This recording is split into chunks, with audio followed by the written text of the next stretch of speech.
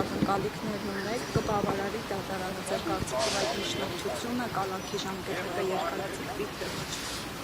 Իհարկե կբավարարի, արդեն դատարանները ցավոք սրտի շատ կանխատեսելի են եւ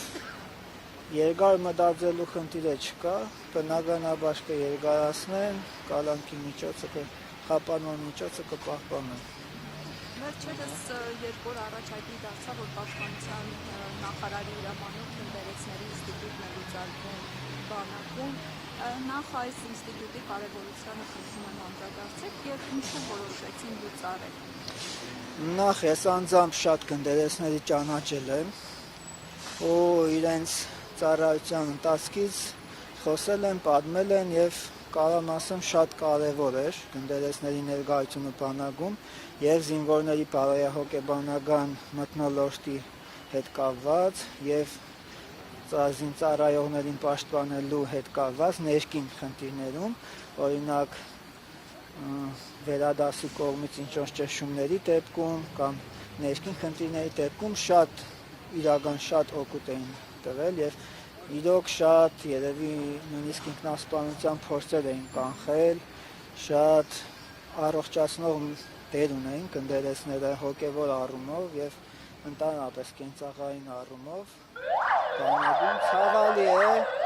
եւ Քրիստոս մեզ ասում է, որ ծառը պատուղներով է ճանաչվում եւ պետք է մենք գործով ճանաչենք մարդկանց, իրենք իրենց քրիստոնյա են անվանում, հայ եկեղեցու հետևորդ, բայց իրենք նույն եկեղեցին, որին որ իրենց հայրն են համարում, մայրն են համարում, իրենք դուրս են հանում բանակից, բանակում ներկայությունը հանում են եկեղեցու, բնական է իրենք մեր եկեղեցու անդամներ չեն, իրենք իրենց գործով ցույց են տալիս, որ իրենք հակառակ են եկեղեցին։ Հակառակ դեպքում որևէ իմաստ չուներ տնտերեցների ինստիտուտը լուծարել։ Դուք տեղեկություններ ունեք տնտերեցների նկատմամբ ճնշումներ եղել են միանալու այսպես կոչված եկեղեցու բարենորոգման, չեն համաձայնել եւ դրա համար են գնացել լուծարման։ Լսել եմ, որ այդպիսի բաներ եղել են, կանչել են տնտերեցներին եւ ամեն մեկին առանձին ինչ-որ խնդիրներ են տրել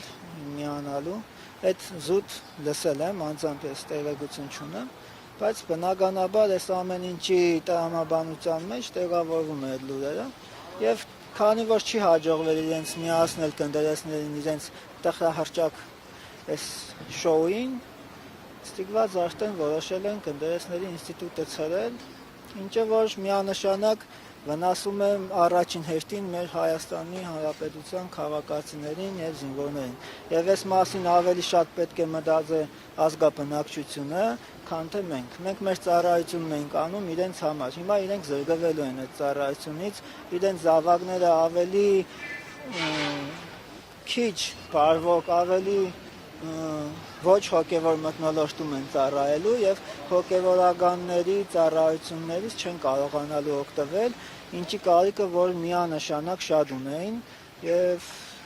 անգնահատելի էր պարզապես։ Այդ պետք է մենք ժողովուրդը մտածի, որովհետեւ իրենք են այստեղ ամենամեծ դժողը։ Ինչ պետք է անի ժողովուրդը, օրինակ Արտաշես Դատկավակ եւ եկեղեցու դեմ հոգեվորականների նկատմամբ այս ճնշումները ինչ հանգուցալուծում պետք է ստանա եւ ինչ ճանապարհով։ Ցավոք սրտի ես կարծում եմ, որ այս հարցերից տված հարցերի պատասխանները պետք է տային մեր քաղաքական գործիչները, նաեւ ընդդիմադիր գործիչները բնականաբար, որտեղ քանի որ այս հարցերը քաղաքական խնդիրներ են եւ քաղաքական լուծումներ են պահանջում, ես հոգեվորական եմ, սարգսավակ եմ եւ դեռ կոնկրետ լուծումներ չեմ կարող առաջարկել, բայց պետք է մտածենք այդ առումով, ինչ կարող անի քաղաքացին իր իրավունքները պաշտպանելու ցավոք սրտի սեփական պետությունից, քանի որ այսօր մեր պետությունը աշխատում է մեր ազգի դեմ։